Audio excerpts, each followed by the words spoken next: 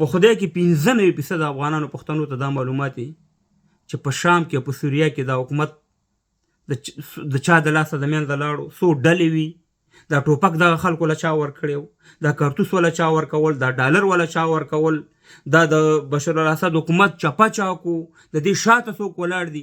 خو سیا مهربانه خوشحالۍ نه دي ورور په افغانستان کې خلک سرکونو ته راوتي، نور زموږ پښتانه سیا مهربانه افغانان چې ورور مجاهدین راغله فتح شوه، سیا مهربانه د اسلام جنډه په سوریه کې راوچته شوه. سیا مهربانه لږ د دې مغزونه کار والی، دا مغزم یخ ساتي، خپې هم ګرمې ساتي. ستاسې خپې چې دي هغه یخې دي، مغزم ګرم دي. دغه ټوپک نه د سوریه د خلکو دی، نه یې دا کارتوس او نه یې دا ډالرو. د دې شاته چې څوک ولاړ دي، دا به تاسو ته لږ وخت کې معلومات وشي، د دې شاته یوروپیان ولاړ دي.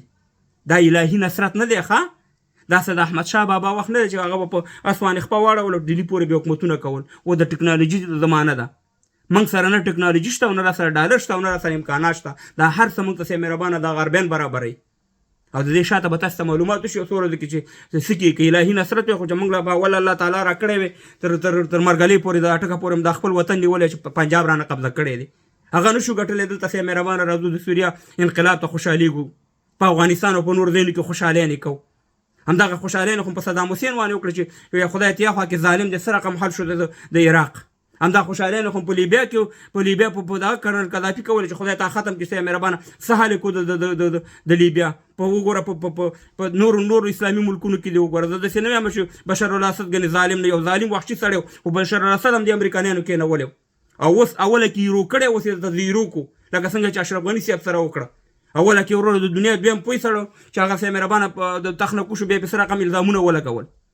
نو خبره دا ده چې تاسو ته به معلومات وروسته وشي. او بیا دا دی چې موږ د افغانستان او ته خوشحالېږو، نو هغه دی د هغې رئیس جمهور یا نوی مشر چې دی خو اعلان وکړو چې موږ ښځې او ناران یو ځای د حکومت جوړو د مصر کې، د شام کې. آیا په افغانستان کې موږ ښځې او ناران یو ځای حکومت جوړو؟ یا ورته دا اجازه ورته ورکوو؟ هغې خدای د ښځې او ناران یوه سرکونو ته راووتو، ټولې ګډاګانې وکړي. موږ په افغانستان کې ښځه پرېږدو چې ګډا وکړي. لږ پردي شیانو ته ډېر مه خوشحالېږئ. دلته پخوا به کفارو دا کار کو چې مستقیم به په مسلمانانو اټیک کو. اوس د مسلمان هیوادونو کې هغه حکومتونه راولي چې په همغې باندې مسلمانان ځوروي، په همغې باندې اسلام بدناموي. او تاسو ته به دا وخت وښیي، دا ډلې به هم درته معلومې شي، دا ډیموکراسي به هم درته معلومه شي، دا هر شی به هم درته معلومه شي. او که بیا موږ افغانان پښتانه خوشحالېږو د شام یا د سوریه حکومت ته، خو چې بیا هغه رقم سره حکومت راولي باید موږ په افغانستان کې بیا راولو که نه. بیا خو په افغانستان کې بیا خویندو میندو له هغه شانې حق ورکړو.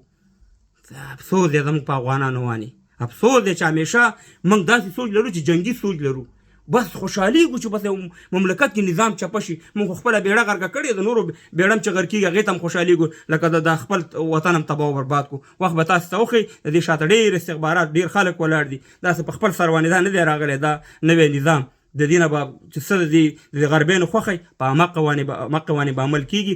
دا ډالر چې موږ ته یو نورو خلکو مسلمانانو ته یې راکوي، همداسې یې نه راکوي، خامخا رانه کارلي. ښه ځان پوه کړئ په دې باندې. زما خبرې خو به در باندې بدې ولګي، بیا به چې دا یو ټاپي به هم را باندې ولګي، خو بیا به درته وروسته زما د ویډیو ثبوت شي چې ما څه ویلې، هغه به انشاءالله حقیقت. ټوله ویډیو کړې زما په ټیک ټاک او په یوټیوب او په فیسبوک کې شته دی.